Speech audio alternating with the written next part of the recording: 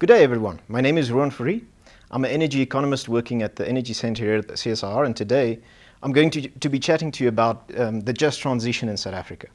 So maybe just a quick overview of what the presentation is all about. I'll give a bit of a background and introduction into the concept of a just transition.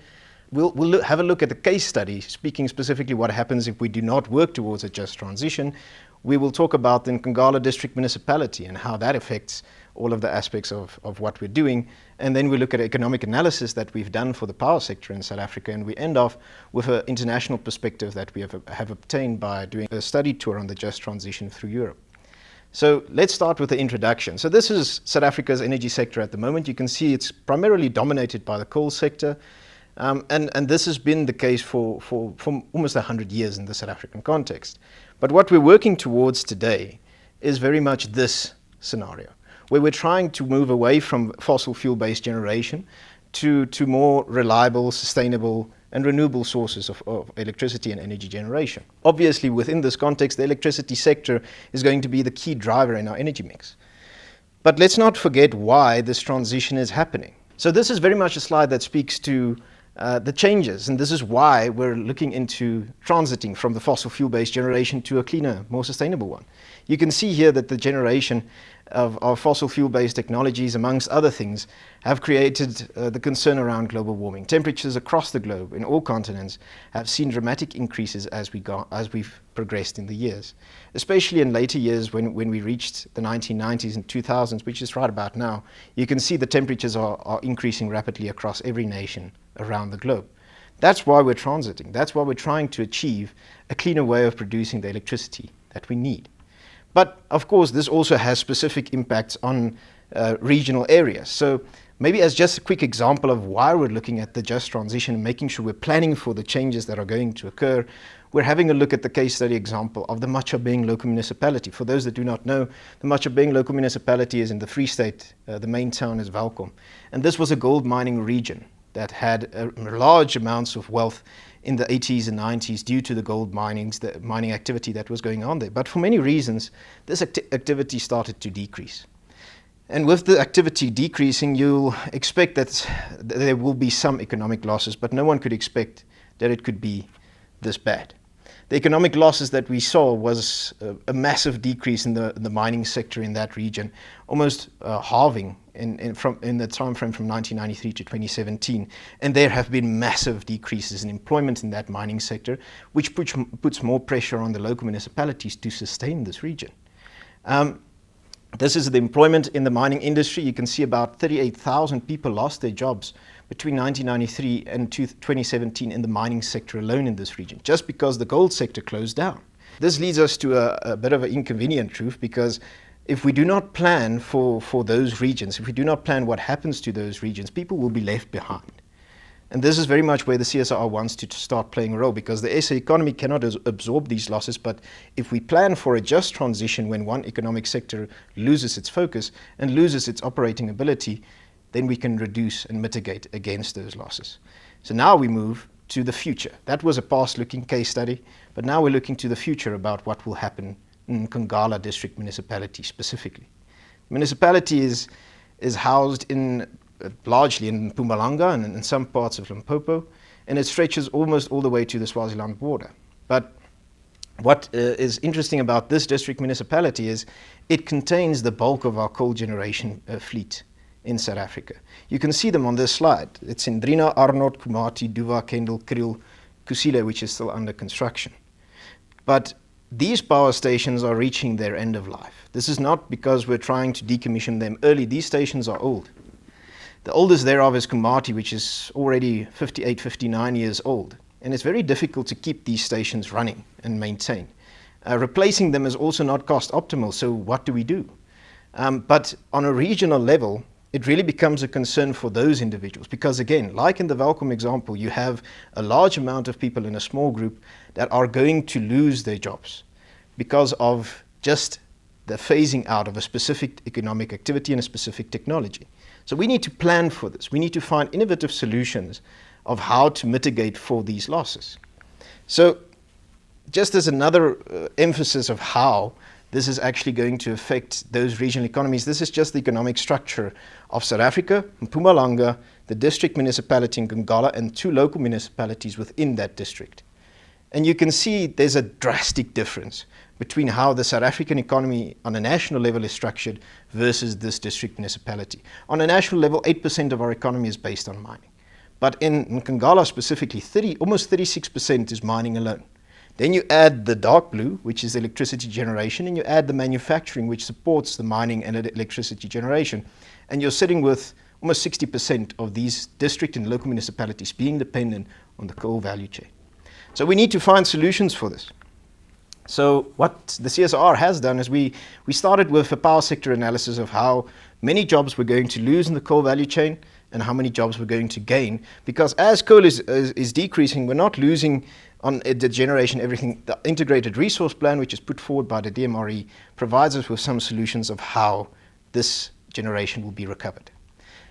So how does it look? This is the integrated resource plan and how it plans for the future of South Africa's electricity generation mix. You can see that coal is the brown, and it's decreasing at a steady rate due to the decommissioning that I'm mentioning.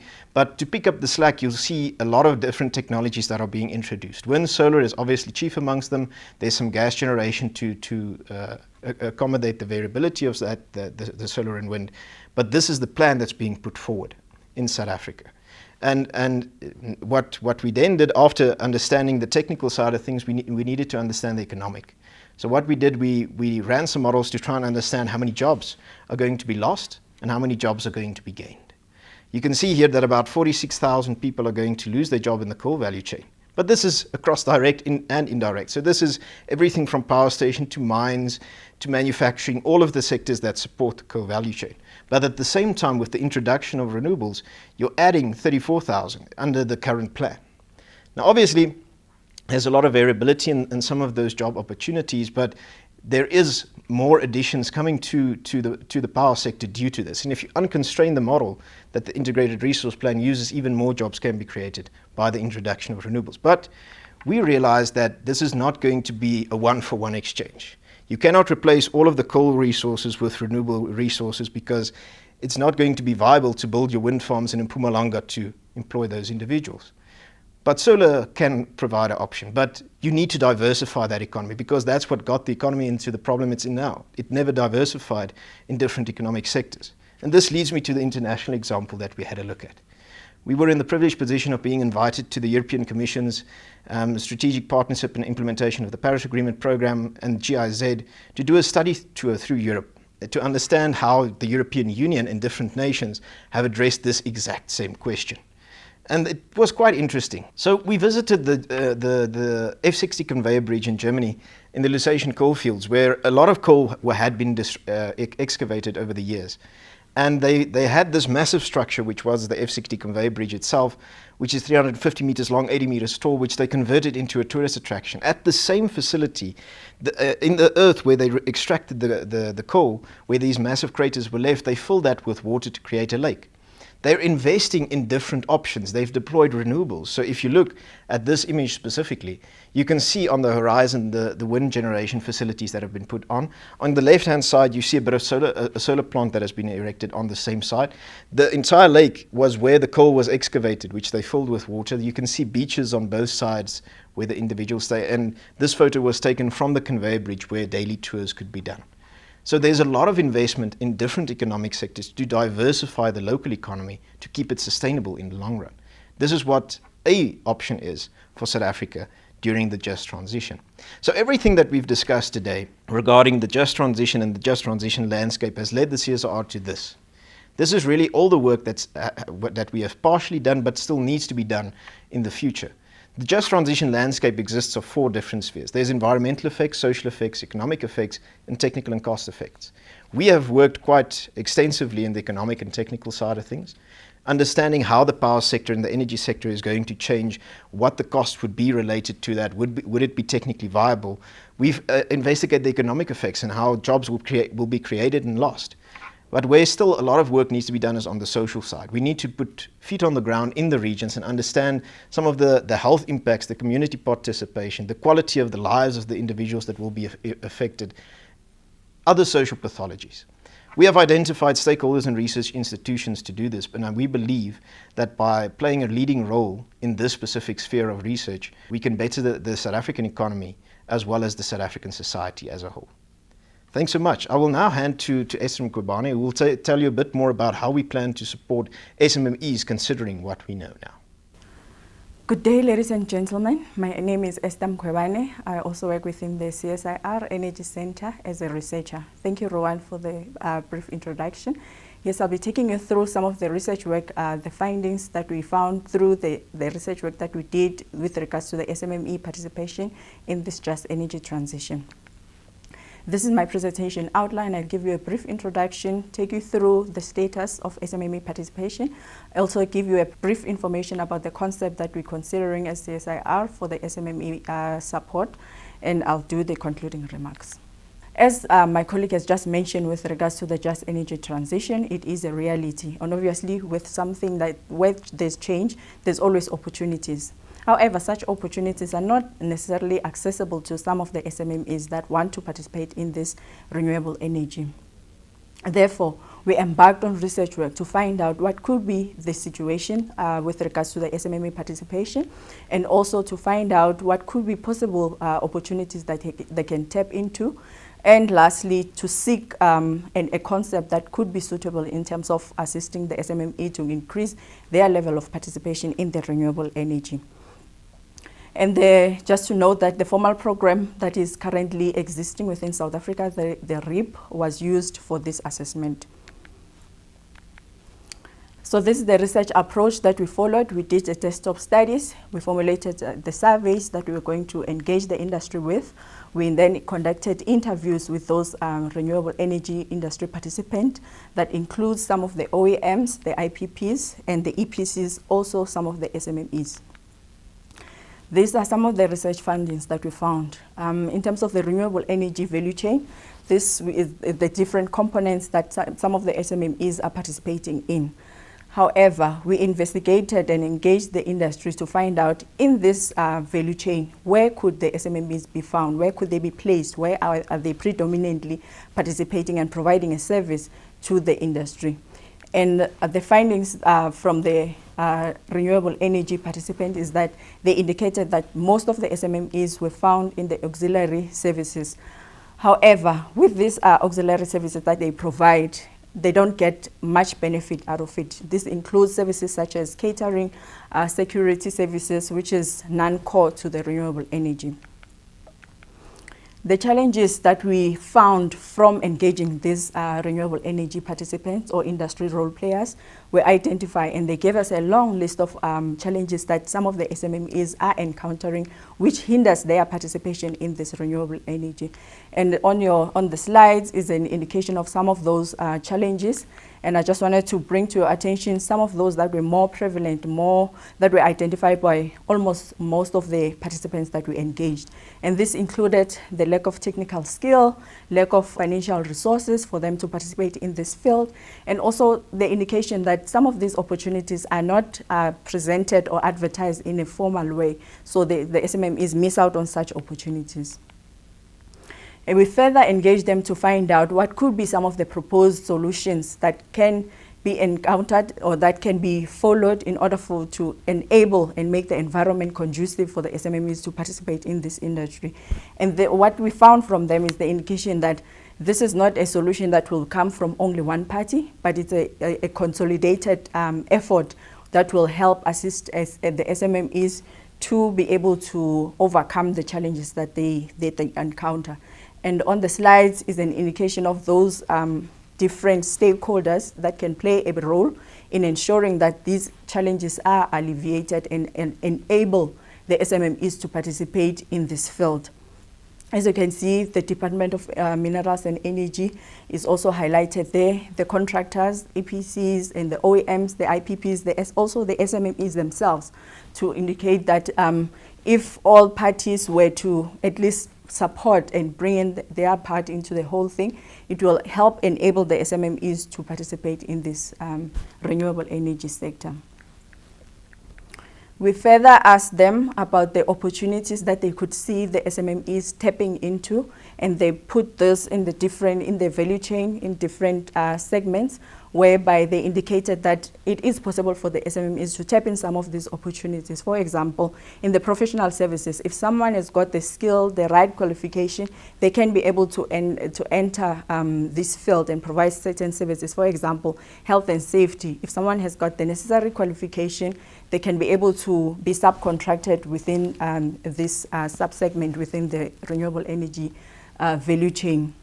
And also what they highlighted is that they can be incorporated or subcontracted in some of the activities. For example, under construction, they could provide an element within the construction work that needs to be done. For example, provide civil works for the particular construction.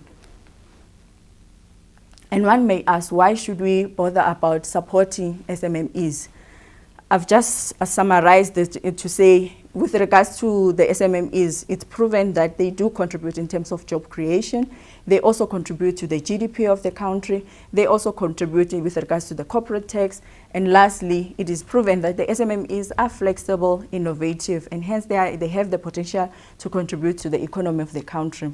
And hence, the support of these SMMEs will help them to also enter the core value chain of the renewable energy and contribute as mentioned. Some of the initiatives that were taken with regards to considering how can these SMMEs be supported. So we went and investigated, we did a desktop study to better understand the policies and also to do benchmarking with other countries, especially in the developed countries, to say how are they supporting the SMMEs to enter the renewable energy industry. And also we did resource assessment, whereby we try and understood the necessary infrastructure that we have, also the skill set that exists within the organization that could be supportive, that could be in line with supporting SMMEs with technical support. We also unpacked the different stakeholders who could be those different stakeholders that can support this development of this energy industry support concept. And lastly, we did a survey with the SMMEs to understand what kind of concepts do they have, and also so that we can be able to see that they do exist and also they need the help that they can get. In terms of the findings, with regards to the other countries in the developed countries, it is proven that some of these developed countries, they do support, they take keen interest in the SMMEs, and so they set up facilities that help assist that assist SMMEs with the technical support. The different support that they provide varies. That includes pilot demonstrations, includes proof of concept, it includes mentorships, it includes R&D work, and the variety of them. And so this gives us an indication that with the developed countries, it is possible, and also the type of work that can be done that will be in line with the support of the SMMEs. One of the concepts that was very relevant to what we are trying to unpack was the NREL incubation, whereby they provide support to the entrepreneurs in the clean energy sector. So some of their approach is that they work with collaboration, which is key for them. They assist the SMMEs with the infrastructure from the industry. They collaborate with industry in order to access the infrastructures that they have for the SMMEs to de-risk their concept. They also utilize their own expertise and infrastructure that they have within NREL. And also they source different funding from the government, DOE, and also from the industry in order to make the concept to work and provide support to the SMMEs. So in terms of the technology development, the development of the concept through different stages, and also it depends with the concept itself. But for raw concepts, they do R&D with them. They assist them with prototype development and also piloting or demonstration. And also they bring in investors to help advance the concepts that have been developed for commercialization and maturity of the business concept. Available internal resources within CSIR, we investigated, and yes, there existed quite a number of infrastructure laboratories that could be useful for the SMMEs, looking at the battery storage, energy system expertise and all of that, which could be useful for the SMME development when we try to provide the necessary technical support to them. And also, we further unpacked the information that is out there and put it together into an SMME guide that could be useful for the SMMEs. And this, we packed it into different chapters that looks at the technology, looks at the value chain of the renewable energy. Basically, this to equip them and give them the relevant information that they can use to develop themselves and be able to participate in this value chain. The stakeholders that we identified and could be relevant and useful for this concept, it's a variety of them. And what we also mentioned is that this is not going to be a duplication of what already exists, but we're looking at partnering with different parties that already has the support and the necessary infrastructure for the support of SMMEs. For example, the Innovation Hub, TIA, and some of the energy industry support that could be useful for this initiative, as mentioned in the NREL incubation concept, where they work closely with the industry to first get the concept and also at times use their facilities to test some of these concepts that have been developed. And in terms of the feedback that we got from the SMMEs with regards to the concepts that they are considering, it's a variety of them. Some are thinking along the lines of the solar PV, some along the microgrids, biogas, biomass. So it's a number of concepts that they are considering, and it shows that they do have a keen interest and they also do need support for them to participate in this renewable energy industry. Just to summarize the concept, we recognize that we're going to take it through different stages whereby different concepts are sourced from universities. It could be sourced from the industry itself. It could be sourced from CSIR output work. And then in the middle, we do the CSIR, we do the technical support for the SMMEs, whereby we unpack the concept and use the necessary infrastructure that we have to ensure that we are able to help them with the development of their business concept. And lastly, partnering with some of the existing stakeholders that will help the SMMEs to commercialize their business concept that would have been unpacked and supported within CSIR. And just to highlight that, obviously, it can be done by only one entity. Collaboration is key in this case. And in conclusion, from the findings that we got from the renewable energy industry participant or key stakeholders or experts, it was clear that the SMMEs do want to participate. However, at this stage, they are found mainly in the non-core of the value chain. Support is needed for them to take it forward, to also enter the mainstream of the renewable energy. And it's also evident that the SMMEs do have a role to play in this renewable energy sector, and that's why they do need the support. And lastly, this initiative that we take it to increase the participation of the SMMEs so that they get the technical support that they require to be equipped and be able to provide the necessary service that they need to the sector. And just lastly, why should we bother about this? We all know that greenhouse gases is a reality, and it impacts on our environment, it impacts on the society. So every effort counts. So if all parties could come together and support the SMMEs so that they can also play their role in this. And that comes to a conclusion, and that's an end of my presentation. If there are any questions, feel free to post them. Those that we can't answer, we'll just attend to them and send a response.